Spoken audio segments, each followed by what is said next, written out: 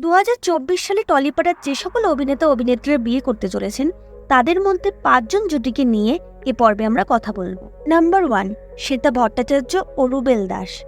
শ্বেতাকে বর্তমানে জি বাংলার কোন গোপনে মন মিশেছে ধারাবাহিকে শ্যামলীর চরিত্রে অভিনয় করতে দেখা যাচ্ছে।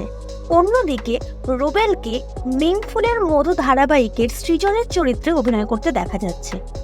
শোনা যায় শ্বেতা ও রুবেলের প্রেম কাহিনী শুরু হয় যমুনা ঢাকের সেট থেকে।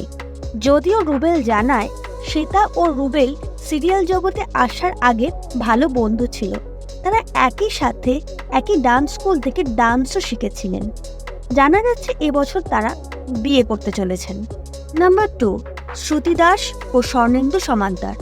শ্রুতি দাস জি বাংলার রাঙাবৌ ধারাবাহিকে প্রধান নায়িকার চরিত্রে অভিনয় করেছিলেন। অন্যদিকে স্বর্ণেন্দু সমাদ্দার রাঙাবৌ ধারাবাহিকের পরিচালক হিসেবে কাজ করেছিলেন। জি বাংলার ত্রিনয়নী ধারাবাহিকের সেটে তাদের মধ্যে প্রেমের সম্পর্ক হয়।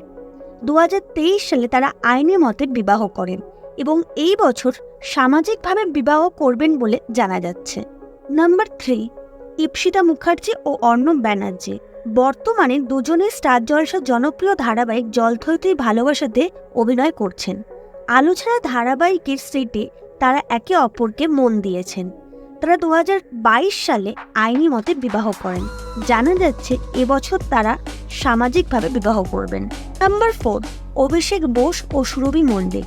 অভিষেককে বর্তমানে জি বাংলার ফুলকি ধারাবাহিকে রোহিতের চরিত্রে অভিনয় করতে দেখা যাচ্ছে।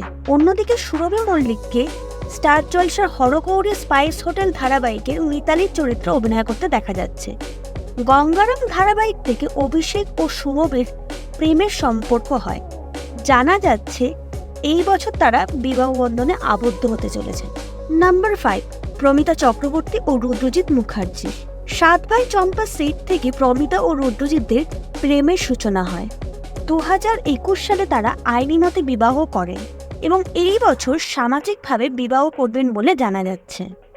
এই পর্বে এতটুকুই। পরবর্তী পর্বে আরও কিছু জনপ্রিয় জুটির কথা বলবো যারা 2024 সালে বিবাহ করতে চলেছেন।